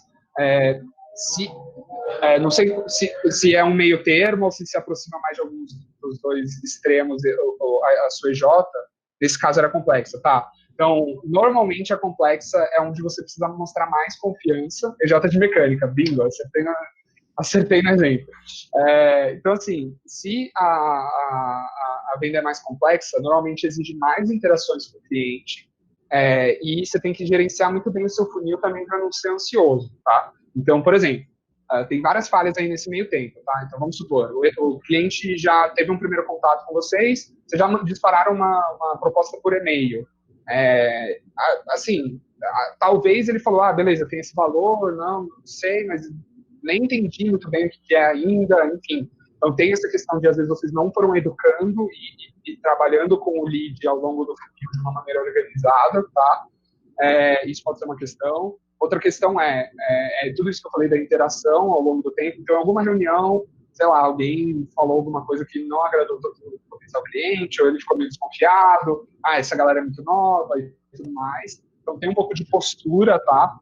Beleza, é júnior, é gente jovem, é galera que às vezes não tem barba, é menina com cara de novinha, enfim, é isso mesmo, é estudante, às vezes não passa tanta confiança, então a postura tem que compensar, ou usar ancorar os argumentos de venda em coisas que vocês têm de força, né? Pô, a gente está aqui numa universidade super fodida, a gente tem os laboratórios, tem tais professores que nos apoiam e tal, então fazer ancoragens com coisas que sustentem vocês e passem mais credibilidade. A gente já fez tais projetos para tais tipo de cliente, teve tais resultados, enfim, esse tipo de coisa, e a postura também, tá? Então, tem várias hipóteses do que pode ser a questão, tá?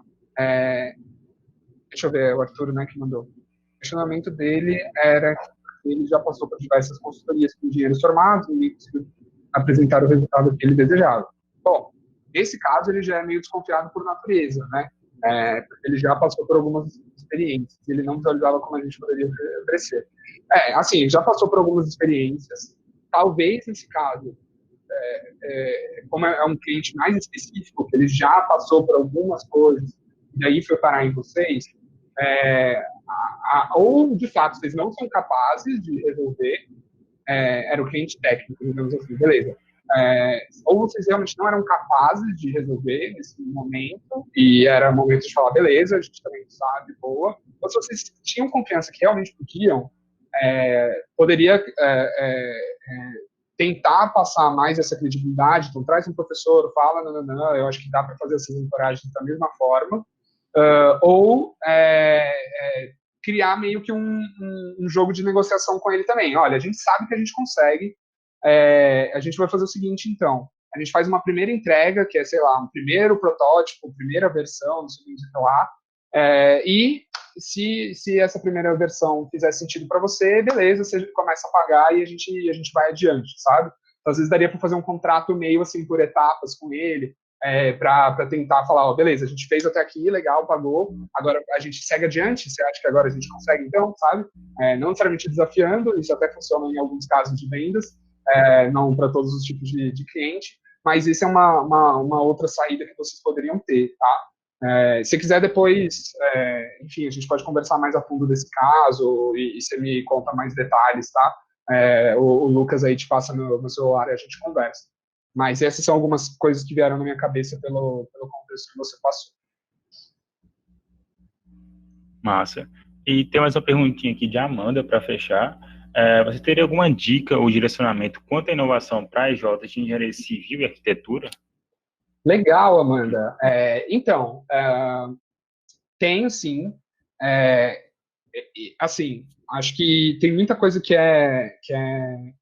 chama a atenção. Eu que estou vivendo muito nesse universo de startups, tem muita construtech, tem muita startup de construção, que envolve arquitetura, envolve engenharia civil, que, assim, tá fazendo umas paradas doidas, assim, que eu enquanto estudante de engenharia civil, não via, assim, e não imaginava. Então, por exemplo, tem uma startup que aí se acelerou e a gente vendeu para a Loft, que virou um dos unicórnios brasileiros aí no começo desse ano, que se chama Decorate. Vou até escrever no chat aqui para você pesquisar o site depois. Decorate. Basicamente, o que eles fazem? Eles são aquele formato que eu até citei meio por cima antes, né? Eles atuam exclusivamente em reformas de apartamento, principalmente em São Paulo, e eles, cara, fazem toda a jornada muito rápido. Assim. Então, como é que funciona? Você já, logo no site, você coloca ali qual que é a metragem do seu apartamento, você responde um formuláriozinho, e eles já te entregam o quanto que vai custar a sua obra. Essa é uma das principais dores de quem reforma. É que você coloca ali você faz um primeiro orçamento, e depois aquele orçamento duplica às vezes, porque, não, tal piso, não sei o quê, Então, eles já tentam tirar essa primeira problemática logo no primeiro contato. Você responde ali, logo na hora eles já cospem um preço de quanto vai ser a sua reforma, tá? Isso, às vezes, o arquiteto fica enrolando muito também para te passar. Beleza, a partir disso, acho que é dentro de um dia útil, lá no site explica bastante, tá? Dentro de um dia útil, vai vir um arquiteto do time da Decorate, e eles já vão entrar em contato com você para entender o que você gosta, qual que é o seu estilo, pegar fotos de como está o apartamento hoje, a planta e tudo mais. Então já fazem uma primeira entrevista ali. Dentro de 3 dias úteis, eu acho que são 3 dias úteis, tá? Dentro de 3 dias úteis, você já recebe uma primeira versão do projeto, que já vem com parte 3D e tudo mais, você consegue visualizar, e você fala, beleza, legal, gostei, vamos seguir com esse formato. E daí, nisso, você só contrata a Decorate, você não precisa contratar nenhum pedreiro, ninguém para executar a obra, nem nada do tipo, nem comprar material, nada. Decorate faz tudo para você e dentro de, acho que 60 dias úteis, a sua reforma está pronta e você pode morar. Então, aqui, eles transformaram uma jornada que normalmente envolve contratar um arquiteto ou um design de interiores, que vai levar algumas semanas para te entregar um projeto, vai ter muitas idas e vindas e tudo mais. E daí, depois que você tem ali a planta em mãos, aí você vai ter que ir junto com esse designer ou com esse arquiteto lá na Leroy Merlin ou em alguma loja de materiais de construção e vai ter que ver, gostei desse piso, gostei disso aqui, nananana. Então tem toda essa etapa. Aí ele vai te passar contatos de marceneiros, pedreiros, encanadores e tudo mais, pintores. Você vai ter que falar com cada um deles, você vai ter que pensar no entulho, tal, blá, blá, blá. Cara, isso aí te dá uma dor de cabeça absurda. Nesse caso, você só precisa contratar uma pessoa, a jornada é toda digital, e você sabe exatamente quais são os prazos, nunca atrasa, vai lá, tá pronto, tá tudo certo. Então, assim, transforma uma jornada que hoje é muito complicado, tem muito atrito, em algo muito simples. Então, pensar em inovação pode ser um exercício que é muito legal também, é olhar para a jornada do cliente como um todo, para o job to be done que ele quer cumprir.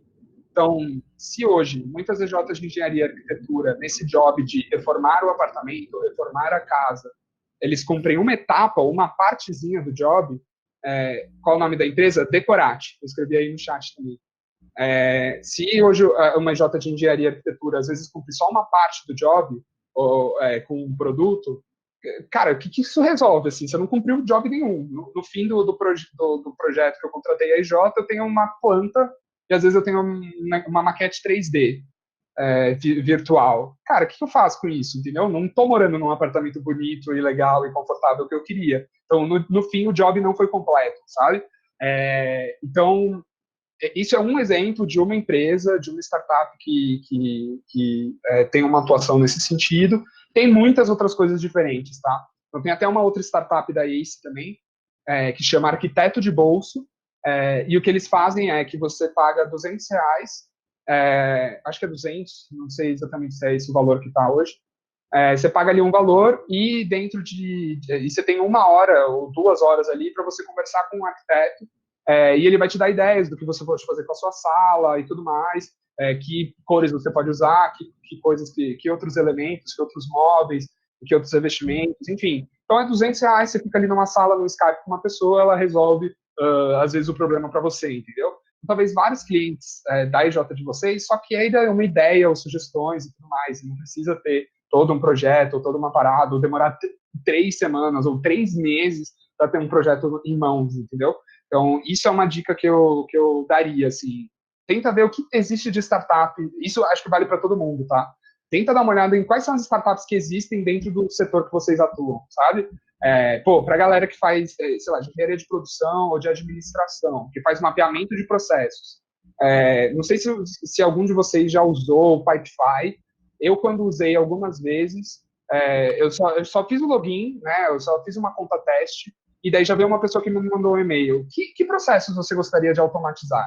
E daí eu falei, olha, eu tenho aqui algumas coisas e tal, beleza, vou entrar em contato com você. Fez um call.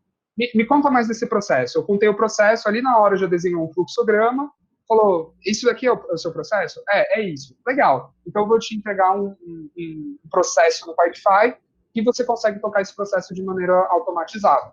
E em alguns dias isso estava em minhas mãos. Então, será que eu preciso realmente contratar todo um mapeamento de processos, de uma EJ, de produção, que vai demorar sei lá quanto tempo?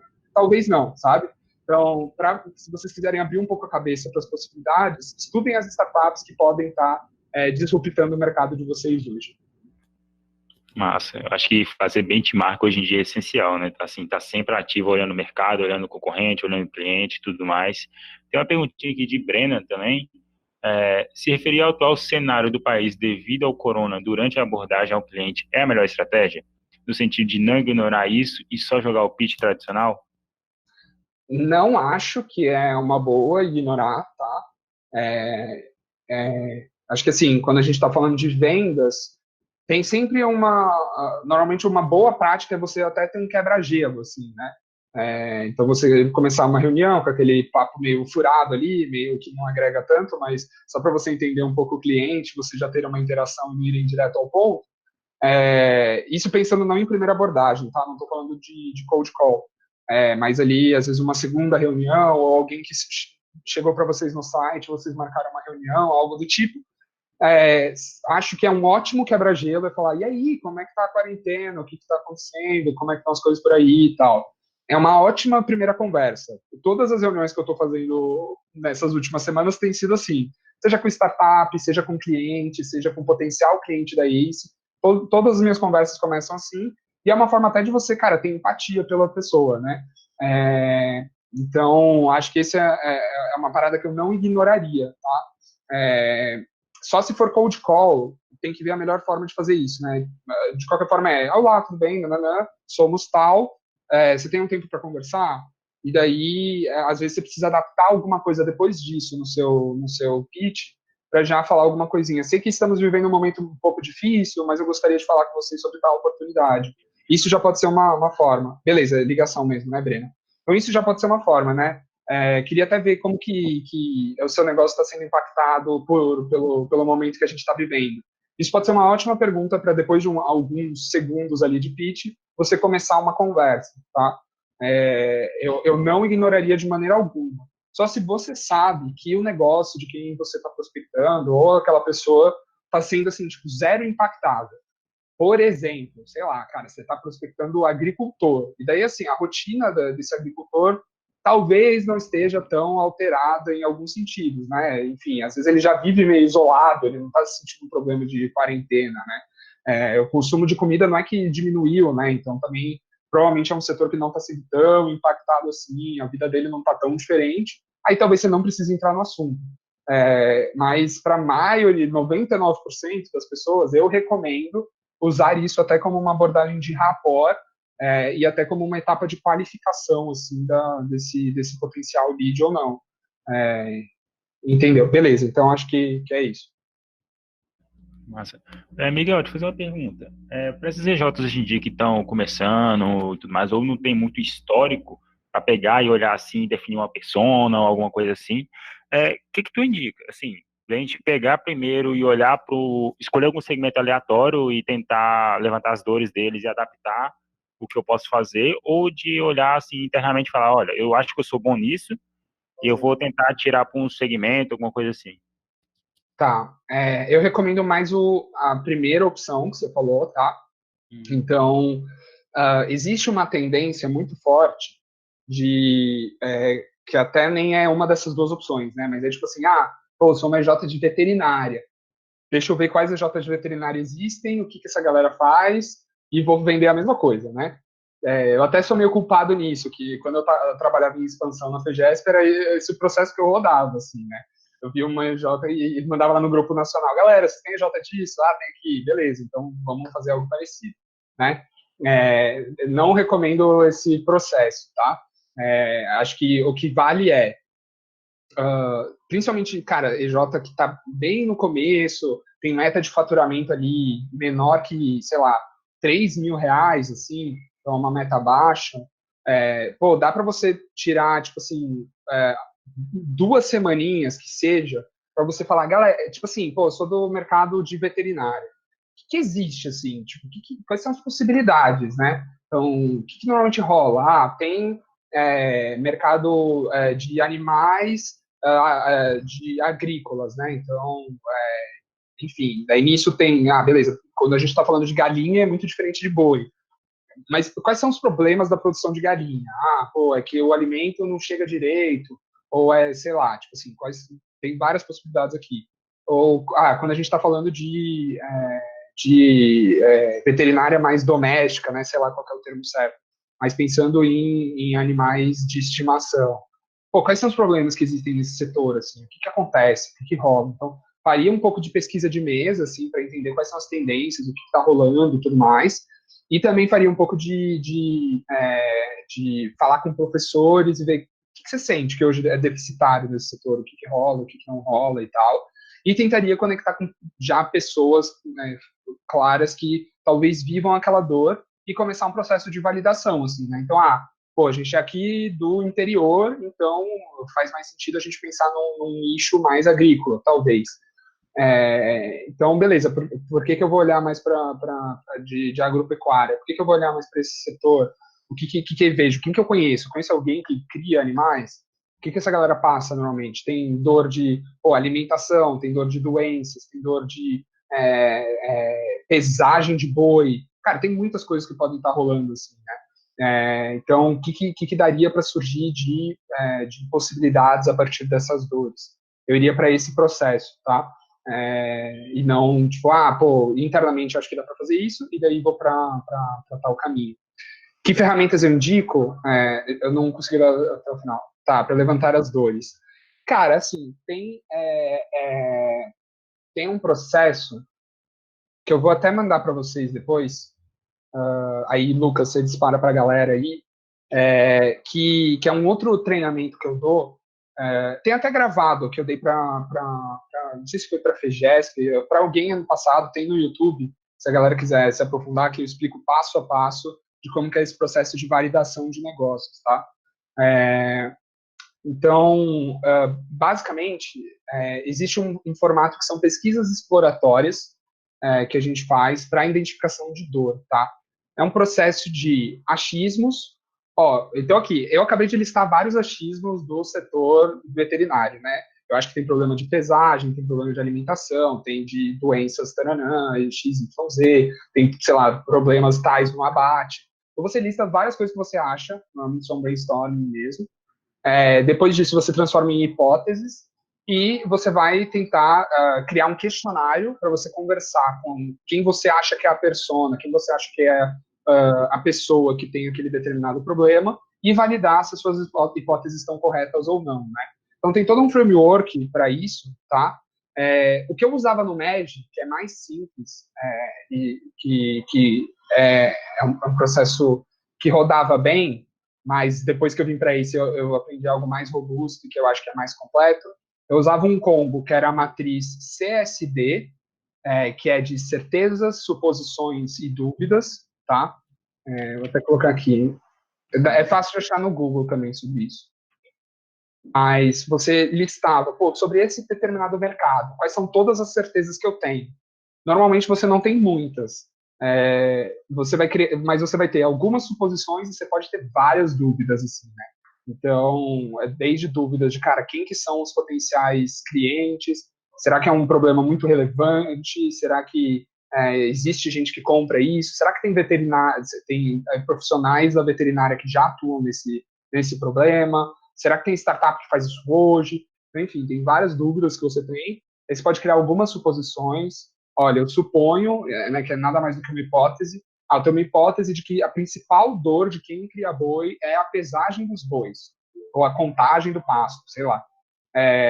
Então, isso é a minha suposição. Então, você precisa pensar em alguma forma de validar se essa sua suposição se torna uma certeza ou não, né? Normalmente, isso é um quadro de post-its, ou, enfim, dá para fazer no Miro e tal, ou no Trello, enfim. Você vai ter ali quais são todas as suas dúvidas, todas as suas suposições e todas as suas certezas. E a ideia é que você consiga transformar suas dúvidas e suposições em certezas. Conforme mais certezas você tem, mais você conhece o seu mercado, né? Então, esse é um framework muito simples e fácil de entender, tá? E daí, você pode ter diferentes formatos de fazer isso, seja conversando com o cliente, conversando com seu professor na faculdade, conversando com o 3J, enfim. Isso é um framework legal. E tem um outro framework também, que é aquele daquele livro que chama Value Proposition Design, né? que é de design de proposta de valor, que tem aquele canvas, né, que chama Value Proposition Canvas, que você coloca de um lado quais são as dores, quais são os problemas do cliente, e do outro, que tipo de soluções poderia ter um fit com essas dores, esses problemas que você enxerga, tá? Então, essas são duas ferramentazinhas muito simples, mas depois eu vou passar um link que tem o conteúdo aprofundado da ACE, que tem outras ferramentas que são mais completas e mais e que vão além desses pontos, tá? Para vocês usarem também. Mas esse combozinho já resolve muita coisa, tá? Show demais. Miguel, tem um tempinho ainda ou Eu já tenho. show? Tem uma perguntinha de Fernanda aí. Como conseguir atuar no mercado, barra prospectar, sendo um EJ de serviços que não são urgentes no momento, nesse momento de quarentena? Eu acho Fernanda, que é reinventar o modelo de negócio. então, eu queria até ouvir, me diz a IJ do quê, o que vocês fazem, só para eu conseguir ir mais direto ao ponto.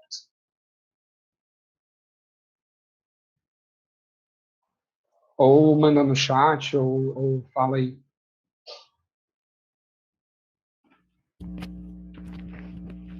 Fernanda?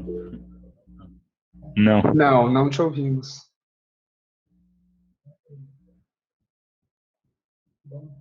Engenharia civil. Tá. Normalmente vocês vendem o quê?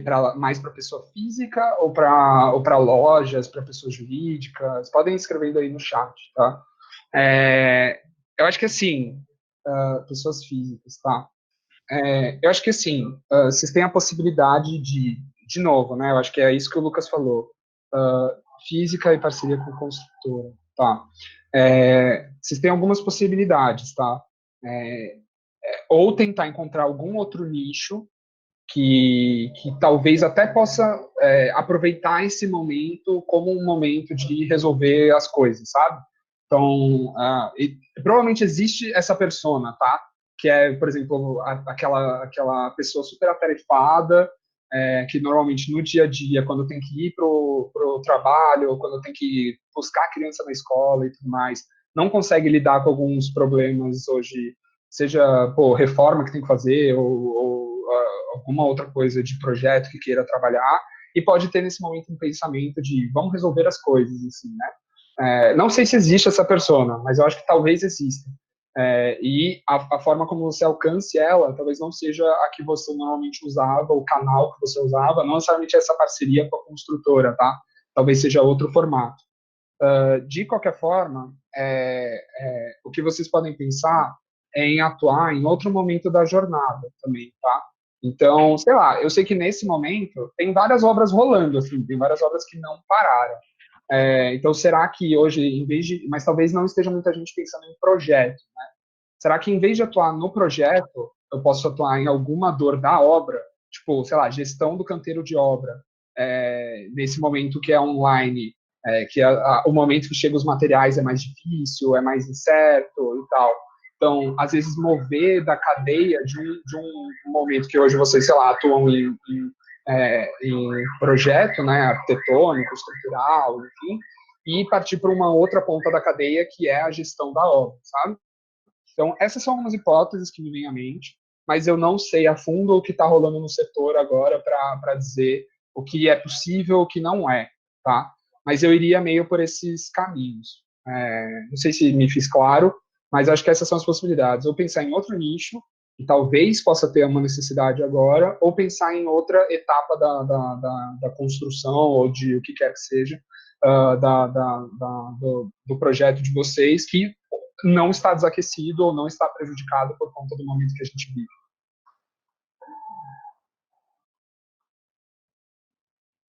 Massa. Miguel, te fazer uma pergunta. Qual o desafio que hoje tu encontra, ou barreira, assim, quando tu tá trabalhando no teu dia a dia com essas empresas grandes para tentar levar inovação para elas? Putz, tem várias coisas assim, né? É, Tem questões que são. Tem muito a ver com os 6 princípios, tá? Que eu apresentei para vocês também. Então, ou o design organizacional não favorece. Então, por exemplo, o meu trabalho é muito de levar startups para as organizações de forma a gerar algum tipo de negócio, né? Então, por exemplo, quem é cliente nosso hoje é Gerdau, por exemplo. Então, faz total sentido a Gerdau ter algum contato, por exemplo, com uma Construtec, uma startup de construção que possa se envolver de alguma forma com construções que envolva metálicos e tudo mais, né? Mas daí o que rola muito é que, por exemplo, normalmente, vamos supor que essa startup queira se tornar fornecedor da grande empresa. O processo hoje, o design organizacional dessa grande empresa, é que para você contratar algum prestador de serviços, tem que passar por uma concorrência, tem que ter um cadastro no sistema, e demora, cara, 3 meses, às vezes, para isso rolar, né? Então, um desafio é desburocratizar processos, né? Isso é um desafio que eu encontro bastante. Uma outra questão que às vezes rola, ainda pensando em design organizacional, que às vezes a liderança não está comprada, né? Então, às vezes existe ali um projeto que tem grande potencial, tipo, sei lá, uma compra de uma startup por parte da empresa, que pode, pô, gerar uma nova fonte de receita, um novo modelo de negócio e tudo mais. Mas às vezes a alta liderança não está vendo estrategicamente aquele projeto, né? Então, porque no design organizacional, inovação não é algo que está na rotina e não é algo que está na prioridade de agenda dos C-levels ali, dos diretores da grande corporação, em alguns casos, tá? No caso que está na agenda e que eu tenho contato direto com o C-level, facilita muito. Então, essas são algumas barreiras que eu encontro, que eu mais vejo, assim, eu acho que design organizacional é uma das mais pesadas, e no geral, assim, como eu tenho muito contato com as áreas de inovação das empresas, a galera até tem um mindset correto, até coloca o cliente no centro, mas o design barra, assim, né, é o que na ICE a gente fala muito dos anticorpos da inovação, assim. Então, sempre tem aquele cara que fala, velho, mas isso aqui não vai dar resultado, isso aqui não faz sentido, sempre deu certo o que eu fiz, a minha empresa tem 100 anos, e a gente chegou até aqui, e tem esse mindset muito fixo, assim, né? Essa mentalidade fixa. Então, acho que, em resumo, é um pouco disso. Tem bastante coisa aí, mas essas são algumas coisas que me chamam a atenção. Uhum. Muito show. De verdade, eu acho que alguém tem mais uma perguntinha, não, né? Pronto. Bom, acho que não. Miguel, de verdade, muito obrigado mesmo. Eu fiz várias anotações aqui, você falando, design organizacional, achei sensacional, horizonte de inovação, muito legal. Entendi realmente o modelo de negócio, está ligado tanto com a estrutura interna, pô, cultura, design, mindset, quanto com a parte externa. Você está ali entendendo a dor do cliente, a dor do mercado, você criar uma solução, testar, validar. Enfim, foram coisas sensacionais. Uma coisa que eu também anotei aqui é estar sempre perguntando quão fácil para o nosso cliente está deixando de trocar a gente, assim, por exemplo, quão fácil é para ele me trocar hoje. Para a gente estar sempre com essa ideia de, vou matar o modelo de negócio, ou então tem algum concorrente melhor que eu, alguma coisa assim. Então, de verdade, muito obrigado, foram ótimos ensinamentos aí para toda a nossa rede, beleza? Show de bola, gente. Obrigado pelo convite. Tô aí super à disposição. Foi a primeira interação aí que eu tive aí com a rede de vocês. Achei a galera super animada, super dando boa noite no começo do chat. Gente pra caramba assistindo, eu fiquei até surpreso, né, que eu não estava vendo no começo. Então, gente, arrasem muito, boa sorte demais, e arrasem aí no restante do ano e na jornada de vocês aí no mundo. O povo aqui é educado, não é que nem paulista, paulista é muito frio. Show, gente, muito obrigado, boa noite, viu? Valeu, pessoal.